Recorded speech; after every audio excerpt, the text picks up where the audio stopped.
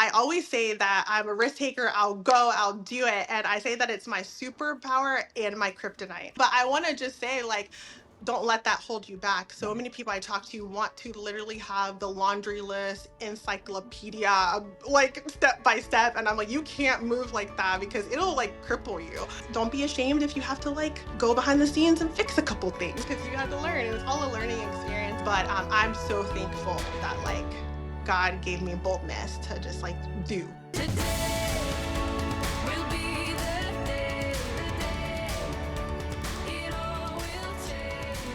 Women in business. We are passionate about helping you break through to your next level of abundance, success, and freedom so that you can create the life you desire and inspire others to do the same. I'm your host, Andrea Engstrom, and I'm here with my co-host, the beautiful Brenda Stroud. Hey, Brenda. Hey, girl. Hey. And we are so excited to introduce our guest today, Caprice Webb. Welcome to the show. Hi, thank you so much for having me. Yeah, we're excited to have you. I was telling Brenda, it was yesterday or the day before, I was telling Brenda how excited I am to have you share your story because you have done multiple successful things in your businesses, and you've done something really unique that I think is going to inspire a lot of our listeners who are trying to get started in real estate. But aren't sure how to come up with the funds to do it. And you've done something really beautiful and creative. So Caprice, tell us about the businesses that you own today. Yeah, so I own several businesses. Everyone jokes that I am like this serial entrepreneur. I just see something, I'm like, that's a business, let's do it. And so I'll kind of focus on like the three main. So they're totally on the opposite ends of the spectrum as well. So it's quite funny. But I own a hair and makeup company. I have a team of 6, and we do hair and makeup for weddings 24/7 during wedding season. So that's one of my businesses. And then I own Wild and Wonderful Silos, which is my short-term rental Airbnb. It's a very unique space. I'm sure we'll dive into a little bit more about that later. And then I own Restorations Renewed, which is a house flipping business. Awesome. Yeah. And, you know, I saw you on Facebook, and as I'm perusing Facebook suggests people that should be my friend. And I saw the photo of you and I was like, she is fabulous. And then I looked at your profile and it was like travel and fun things. And I was like, okay, yeah, we should be friends.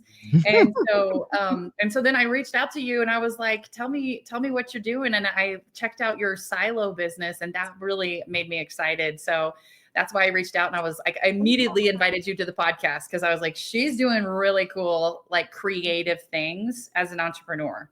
Oh, thank you so much. I appreciate that. Yeah. So tell me about how you got the idea to create a silo Airbnb, and tell people what is a silo Airbnb. Right. Yeah. So I guess I forgot to mention this in one of my other businesses. I do have like a travel blogging business. It's kind of more of like for fun, but I do get paid to do it sometimes and have monetized it. But that's called Your Capricious Compass, which my name's Caprice. I'm very capricious. It means whimsical, like on a Great whim. name. So that's my travel blog. And so I've been travel blogging since 2018, and just going all around, the world really, and finding just super unique, creative spaces. Is so cool what people are out there doing. Like people are just brilliant and they're executing, and it's amazing. And so I was doing that, and I still do it. And I have following all over, but I'm based in the DMV, so I live in Maryland.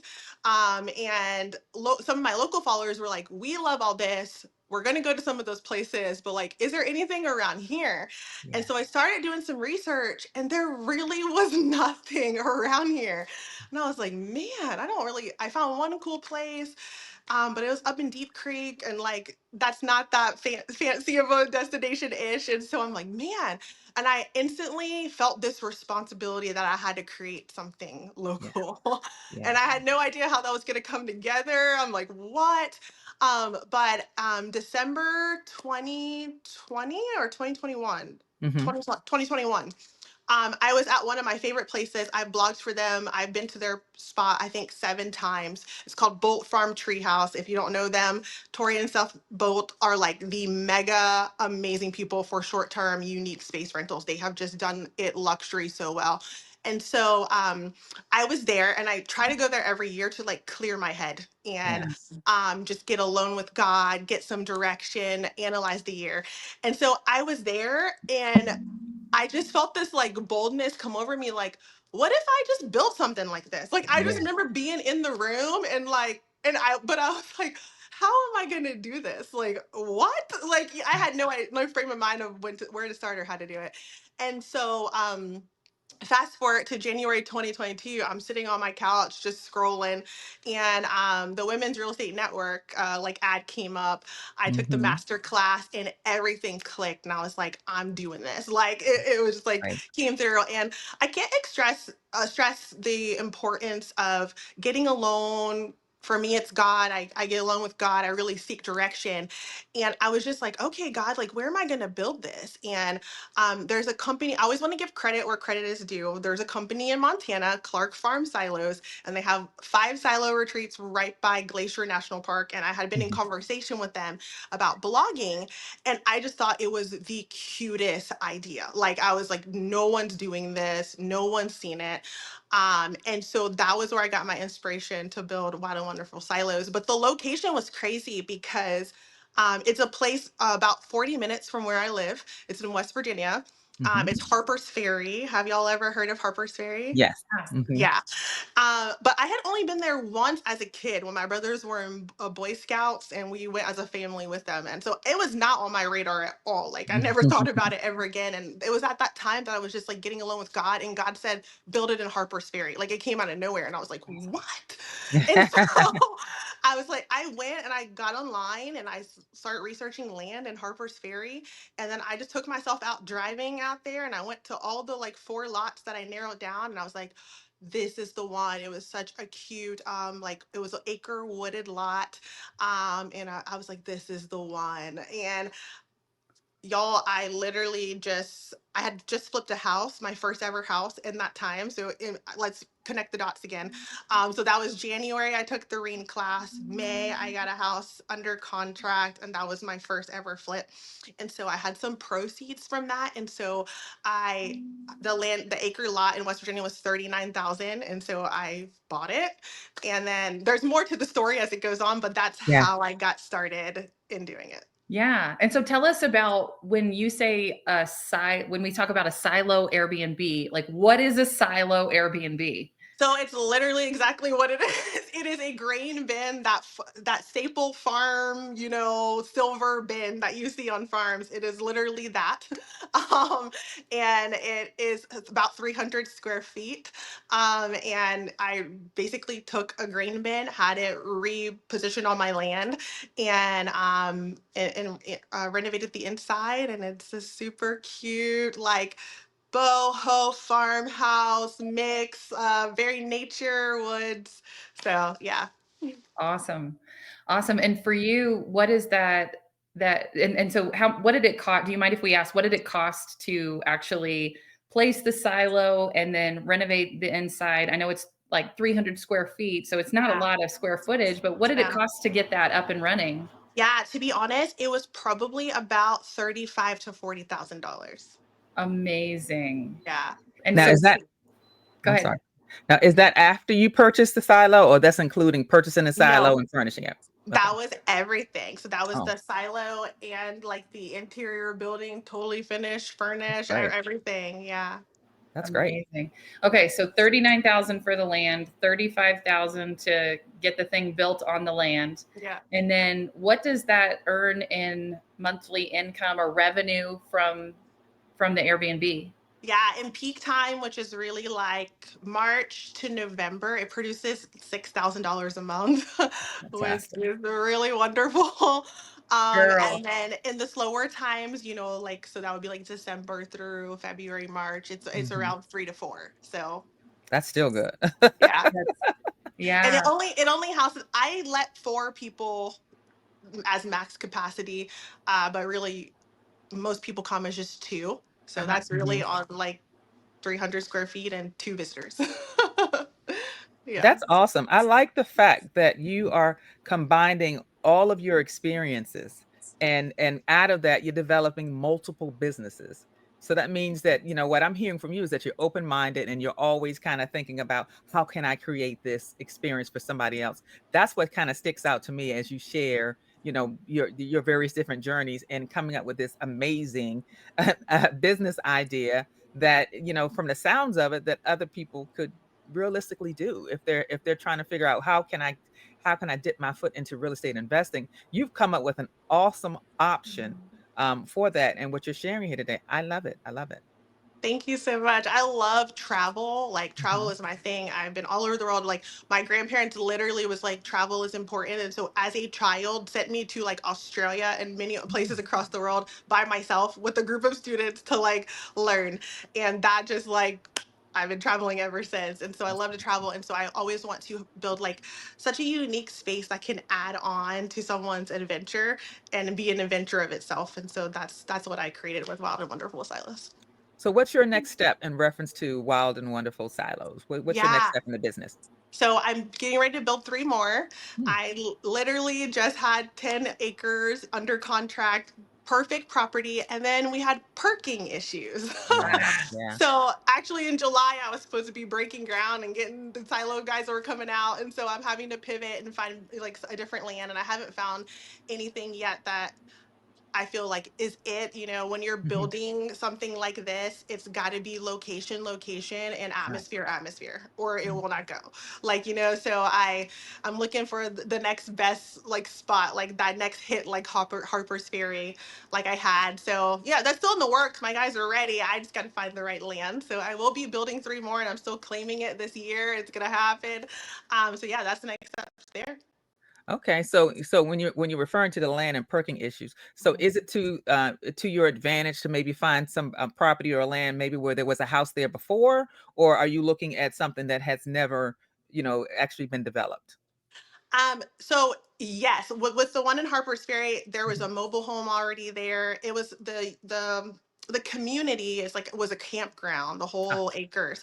So there was already electric and there was already septic, which was a huge blessing. yeah. If you're going to try something like this, do a tiny home thing, I would suggest starting there for sure. Um, so yeah, but if you're going into an expansion part like I Mm, am, I'm wanting to create like, it was 10 acres. So I want to create like a space where tons of people can come. There can be future building because I already know that the demand is there. So mm. I don't really want to do like one. So I'm probably gonna have to get raw land in my situation. But maybe not. Maybe there's something out there. Yeah, yeah. That's awesome. That's awesome. Okay. What were some of the challenges that you came across trying to do something like you've never done that before? So, what were some learnings that other people could maybe benefit from? Yeah, I'm not gonna lie. Building 300 square foot almost feet almost took me out. Like, Mm. I can believe it.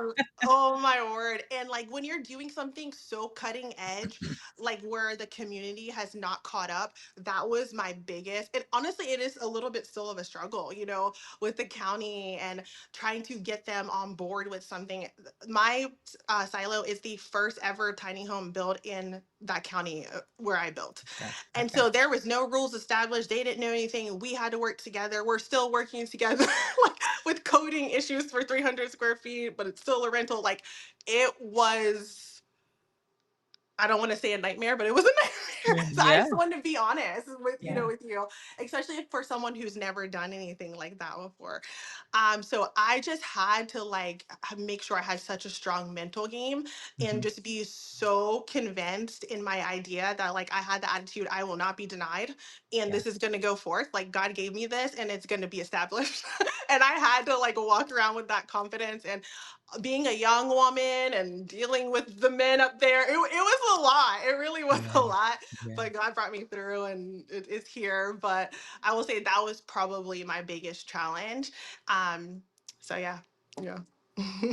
So do you know where the closest other tiny home development is at as relates to where your property is? It's like where's your competition? Yeah, so there was they actually just closed too, but they had it on lock. They were about 20 minutes away, maybe 15 or 20 minutes away. But they didn't have like the same, that's what I'm saying. You don't have to, so many people are like tiny homes, it's getting saturated, or this is Hmm. getting saturated, or that. They had a whole different thing. They had like a bunch of those like on wheels tiny homes on Hmm. an acre. Beautiful. They did what they did so well. But like a silo was totally different. Yeah. And so there was no competition there. And Hmm. also I just had like, I was exclusive. I only have one and it's booked out. So like if you don't get in, you don't get in. Like, you know. Hmm. So there's another couple that I actually just saw. They're about maybe 20 minutes away too. And there's like five, and they're like tiny homes. It's like little cabins. I saw them up there. Um, but yeah, I would say that's my competition. Everything else is kind of like older bed and breakfasts in the area. Hmm. And Harper's Ferry is, that's why I cannot drive home location anymore, because Harper's Ferry is like, there's a national park there. There is like river rafting, so much hiking. The Appalachian Trail runs through. Like it's such an adventure town, and so I've just been able to have a huge wide market, and people are like, "Oh yeah, I want to stay in the woods in a silo while I'm hiking the Appalachian Trail." Yeah. Yeah. So, So what I'm hearing you say that is that pick a location that's already a destination. yeah, You're and just adding options for where they'll stay. But if all of those activities are already there, then so it's already a destination for people. That's what I'm hearing you say. Is that correct? exactly. Yeah. And then you get to drive. I've loved like implementing in that community and like partnering with those people. Like you get to kind of help and drive, because now we got something else unique going. And to be honest, Harper's Ferry has always been there. It's been great. But since I bought that 3 years ago now in July, it has like bloomed even more. And that's because Yeah. people like me and the other businesses are coming in and bringing cutting edge things. They just built the biggest snow tubing slope 5 minutes from my silo. Yeah.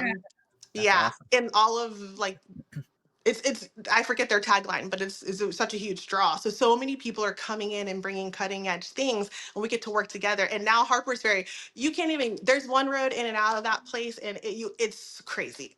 Yeah. So it just has blown up. Yeah. Like, yeah.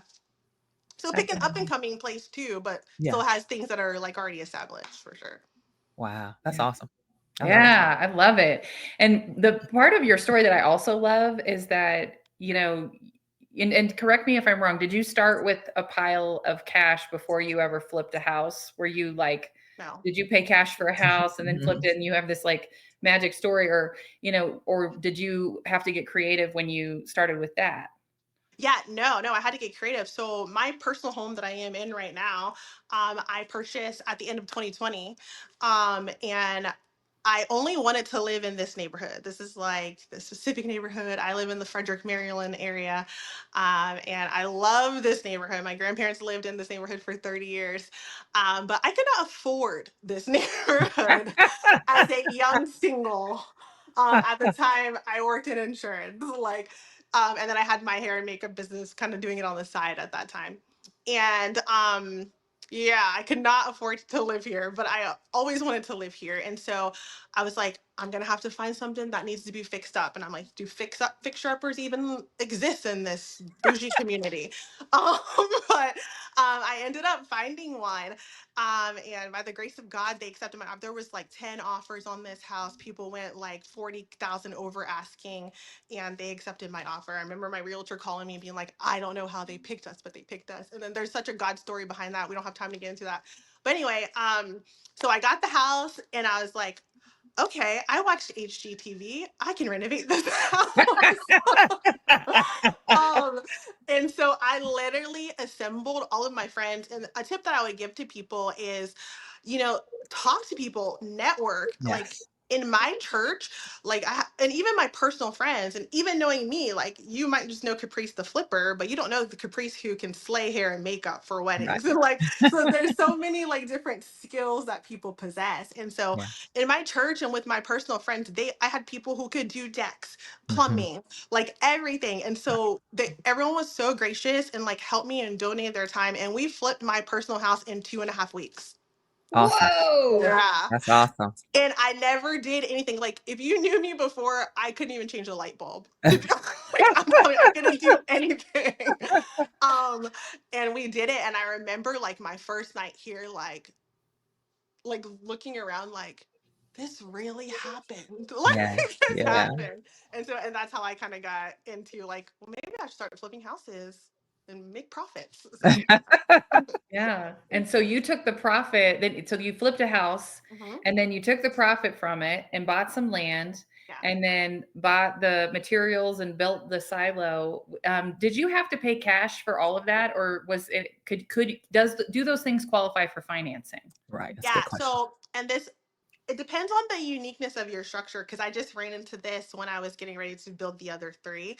Hmm. If it's super unique, you're going to run into a lot of things, but there are some resources where people finance this. But I just got a bunch of like business credit and Uh-huh. personal credit, and I Hmm. put the 35,000 on that to build it. Okay. Got Hmm. it. So Yeah, you had to get creative, but 35,000 is like it's not that much nothing. money. Yeah, Yeah. No, I mean, I Yeah. don't want to say it's nothing, but that's totally doable compared yeah, to, I've got $500,000 condos that probably wouldn't make as much per month as your $35,000 silo yeah. in the right location. So Yes. you're That's doing 35. great. Yeah. That's $35,000 well spent. Thank you. Okay, It's going to be a really. lot more the next go around. Not a lot more, but I definitely want to do it a little bit more luxury this next Yeah. go around. You live and you see it working, and it's working great. And if it's not broke, don't fix it. But definitely enhance, so that you just make yourself more cutting edge. So I don't want to say a lot more, but probably per one we'll probably do about 50. So Well, the great thing about it on the front end going in, now that you've realized that financing could be an obstacle. yeah, So if you're able to identify on the front end, what does it need to look like in order for it to open the doors for you in financing, yeah, that can probably help you to create a path so that down the road it's not all loaded with your money, but you're able to pull your money back and get a lender who absorbs all the inflation yeah, Mm. out there, so that would free up your money to continue to expand your business. So you may want to consider, if you haven't already, trying to talk to these people that do lean into investing in things, something similar to what you're doing, to get yeah, an idea of, well, what does it need to look like in order for me to qualify for funding down the road? Because now you're going from one unit to possibly multiple units, and mhm, you want to be able to be, and even if you got to meet someone and bring them along with you, yeah, there's so many financing options that are out there. You just got to ask the right question of the right person in yeah, order to kind of find that connection that's going to grow with you. That would probably be my suggestion, yeah, for you and growing your business, is from that financing stuff. Be proactive about looking for that on the front end, so you'll know how it needs to be structured, so that you will have that financing tool to fall back on in the future as you grow your business, which I can imagine is going to be huge, just off of what you're exactly. sharing. Thank you so much. And yeah, I appreciate that advice for sure. Yeah. So Caprice, when you decide someday that you would like to sell that property, Mm. how does that kind of a thing, I mean, how does that appraise? Like, are you selling a business or are you selling a property? Yeah. So I'll be quite frank with you and honest. The county at one point just had me so annoyed, and I was like, you know what? I will just sell all this and I will rebuild something else. Like, you don't Yeah. deserve my innovative idea in this county. And I was, I literally I got my realtor who sold me the land, and I was like, get me a number so we could like weigh the options and all that. And so, yeah, it could be sold in two ways. And that's what she said. You can sell someone. I mean, I was going to, and I'm so thankful. My grandma was like, no, Caprice, this is your idea. Yeah. Stick your feet down. But I was going to hand someone like a already pre-made, almost $100,000 a year business. Like, Mm. and it's like, why would you do that? Like, you know what I'm saying? But Yeah. that's how you could sell it that way, because I had calendar bookings, I had everything, so you can sell it in that way, or you can get it appraised. So we kind of got it appraised, and it was difficult because it's so unique. Yeah. But yeah, it was done. Yeah. Hmm. So Yeah. now So you know you could both. do it both ways. Mhm. Yeah. Yeah, That's that's good to know. amazing. Yeah. Yeah. Yeah. It's always great to collect that data, as you're building the business, because you're learning as you took those steps. you learn something new and something different to help you to value the business, because sometimes it's hard to, even for yourself, to determine what the value is of something that is so unique as in what you were doing. And now you know the added value where you're like, yeah, I'm not gonna give this away. Exactly. And you can't give away something that like and people do it, but something that was this was like a heart thing for me. Like Yeah. I already said in the beginning, I felt a personal responsibility to create a good travel destination for Mhm. people. So when it's like it's in your heart, not just like you wanted to make some money, like Yeah. that kind of thing, you get a little tough. So No, I can relate. I can definitely relate to that. That's similar to what I do is it's more mission investing yeah. than it is really about the capital and things of that nature. So, I mean, now, are there other areas in the DMV area where you're thinking about expanding to, Yeah. or are So you my just going to stay there? Mhm. no, I'm not building there anymore. They don't deserve any more of my Okay. but the place that I was going to, the 10 acres, was in Maryland, where Okay. I was going to be getting it. So, I definitely, and then I toy with like, this could go. I love Iceland. I've traveled there a lot in the last couple years, and I saw a silo out there in the wilderness. I was like, this will work well here. So I mean, like that's crazy, not crazy, but like it's out there, I would be open to putting it again. It's a silo, so it's got to work like with the atmosphere in the area. But I would be open to like putting it other places too. And it's so funny. I was doing a flip. Was this early last year? And a PML was like, she PML'd with me, and then she was like, are you into like short-term rentals? Like, I saw this idea online and I thought it would be really good. Like, would you want to maybe expand? And I'm like, I actually own a short-term rental and I love them. And she's like, let me send you like what I'm looking at. She sent me my silo. And she's in Pennsylvania. I'm like, I own that. That's me. I'm driving there right now. That's Like, funny. That is so funny. Like-minded people. yeah. And so, maybe in Pennsylvania we'll see it pop up somewhere, but I have to like wrap my head around that too, and like what that would look like to JV with somebody and all that kind of things. But yeah, I'm open to it. As long as God's in it and leading, I'm into it. So Well, I have to say it's a great, great concept and a great idea. thank So, you. expand thinking about how you could expand that and also hold on to your ideas is something to consider as depending on when you share or how you share it. Yeah. Really try and think about, well, what do I want to do with Mhm. this idea? How do I want to monetize it and all those kind of things? So, Andrea showed it to us the other day, and I was amazed. I Aw, was that's like, so sweet. wow, this is really a great concept. It's a great idea. Thank you Yeah. so much. Welcome. Yeah. Yeah, so I'm in that place right now, just like what's the best move for expanding. And for me, I definitely want to have another one that I'm fully running where there's like at least three, Yeah. like, making the experience great. But uh, I'm open to, because you can only go so far yourself, Yeah. extended expansion. So we'll see. That's Yeah. great. I love it. Yeah. And Caprice, tell us about how you do the juggle, because you have a very successful hair and makeup business. And tell Mhm. us, that's grown a lot over the last 5 years, right? So tell us Yeah. about how you grew that business and how do you manage it all? Yeah, so I've actually been doing that for probably 15 years. Mhm.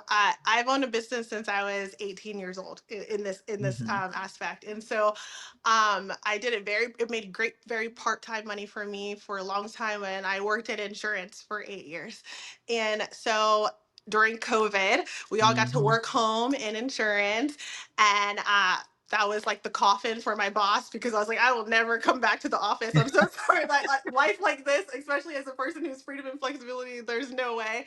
And he's like, after a certain amount, like, yeah, we have to come back to the office. I'm like, I can't. So, like, are you sure? And Uh-huh. so I ended up leaving like this on a whim, and love him. He's great. He hired me already knowing my personality. Like, I went into the interview as like a 25-year-old, even if I was that. And I'm like, I love to work here, but like, I need to be part-time. I love to travel. Actually, right after this interview, I'm going to a conference. Like, I was so upfront. I was like, does that work for you? And he's like, no, we love that. And so he put up with me and my constant traveling for 8 years. That's wonderful. And I love him for it.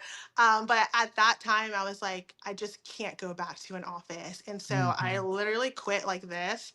And then I remember being in my basement in this house and just like praying and walking. And I was like, I can turn my basement into a full studio and I can go full blown business like with this business, like with my Yeah. wedding business. And I did that. And I mean, I would normally do about 25 weddings a season prior to that. And that and this was in April. So already we're in wedding season. Mhm. And I ended up doing 60 weddings without a team that Wow. Wow. that year from April to December. And so God was just like blessing. And then so after that, I ended up building a team and we do over 125 weddings this season now. And That's fantastic. yeah, it just was built basically on belief and then getting it going. Yeah. What I love about that story is that you decided. Mhm. Yeah. You didn't get fired. You just they changed the game. The Yeah. world changed, the game changed, Yeah. and you decided what you wanted your life to look like Mhm. instead of saying, "Well, this is what I have to do." Yeah. And you figured it out. Like you said, what would have to happen for me to not have to go back into an office job, right? Yeah. And I think that's beautiful. That's such a bold move. And it also, I think, shows what you're capable of. Like that you're the kind of person who does the thing, you Yeah. know? And That if pivot. there's yeah, yeah, and you see something and you get inspiration and then you make it happen. And I think Yeah. that's so many people can learn from that because there's a lot of women that are stuck in desk jobs, day jobs, Yeah. Mhm. go into an office that they hate, and maybe the people are nice, Yeah. and things just aren't bad enough yet, and so they stay Yeah. stuck and they stay for a really long time because they're scared to jump out and do the thing. Yeah, Yeah. you just gotta decide. Yeah. And I just like always want to inspire people. Like once you decide, you make your plan and just start going in motion, and God just blows your mind. Like Yeah. I still have the paper of like my plan. I was like, I just need to do 5 weddings a month and 5 extra appointments, so like maybe photo shoots or like bridal showers, and then book 5 new weddings every month. And Yeah. now I do like 25 weddings a month. And this is Yeah. like, and it's just like, what? Like, so it's like, but it all starts with that decision, like you said. Yeah.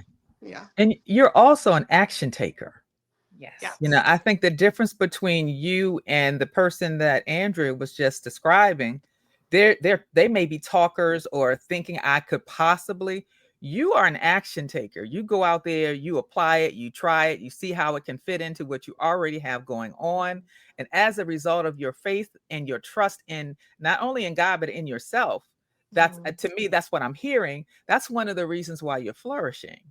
Mhm. You're creating experiences in each area of your life. I mean, think about it. You're involved in weddings. Those are life-changing events Yeah. for people. And then you go into the traveling business again, coming in contact with people, doing transitional fun experiences. And then you bring that back to, I mean, it's just it's a roadmap, girl. I mean, you just got all kinds of things going on. And I think that's one of the things that make you so unique in Mhm. in every area of your life, from the business standpoint, as an entrepreneur, and an action taker. And I think that's the thing that a lot of ladies, that probably follow us, need to understand, or at least grab onto. Go from thinking about things and being the over analyzing, and I wish I could, to Yeah. actually taking those actions and taking those steps to getting closer to that actual life that's meant to be yours. So Yeah. take that first step. And that's what I'm hearing from you today. That's the biggest, the biggest thing that I'm taking away from your in our conversation today, is that Caprice is an action taker. It does not matter in which lane it is. It's an action. She's an action taker and she has faith. So those two together is you're unstoppable. Aw, thank you. Yeah. And I just want to like project into that too. I always say that I'm a risk taker. I'll go, I'll do it. And I say that it's my superpower and my kryptonite All right. because Sometimes I do not like figure out or have all of the details. That has gotten me in some issues, or I should have maybe did a little bit more research before or did this or that. But I want to just say, like, don't let that hold you back. So many people I talk to want to literally have the laundry list encyclopedia, like step by step. And I'm like, you can't move like that because it'll like cripple you, Yeah. And so, and don't be ashamed if you have to like go behind the scenes and fix a couple things because you didn't Yeah. know any things, like because you had to learn, and it's all a learning experience. And it's something I'm definitely working on to get a little bit more knowledge before I pop into something. But I'm so thankful that like God gave me boldness to just like do. Yeah. That's fantastic. Awesome.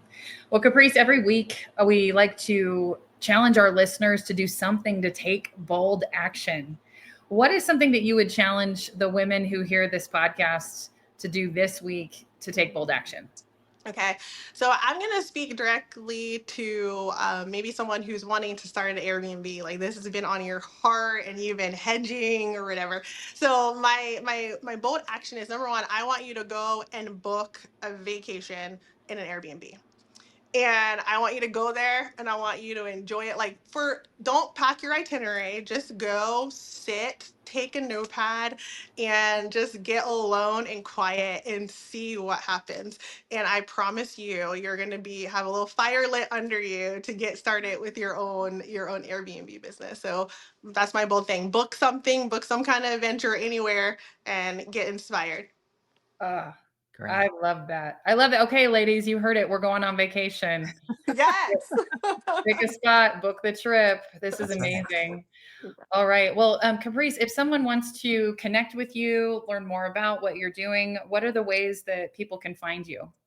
Yeah, so social media is probably the best. I talk to everyone on social. So if you want to find me on Facebook, it's just Caprice Webb.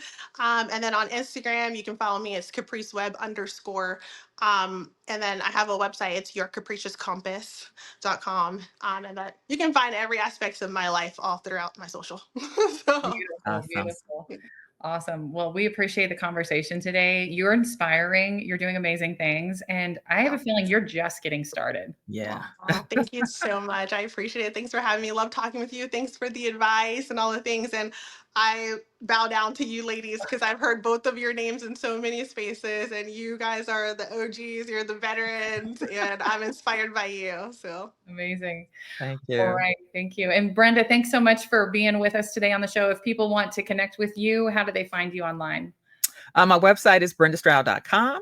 You can also find me on Facebook, Brenda Stroud. I'm also on Roar Society or Roar Facebook group. That's probably the best ways to kind of find Brenda. All right. And sisters, if you're listening and you want to figure out how to take your next bold steps in business and monetize your expertise doing amazing things, come check me out on AndreaEngstrom.com, or you can join us in my Facebook group, Bold Women in Business Sisterhood. Well, thank you again to my co-host, Brenda Stroud, and to our guest today, Caprice Webb. Amazing. All right, till next time, I'm Andrea Engstrom, and we are your sisters in business, encouraging you to take action on your dreams. Show up to your life with power and authenticity. Be bold, be tenacious, and make it happen. Bye.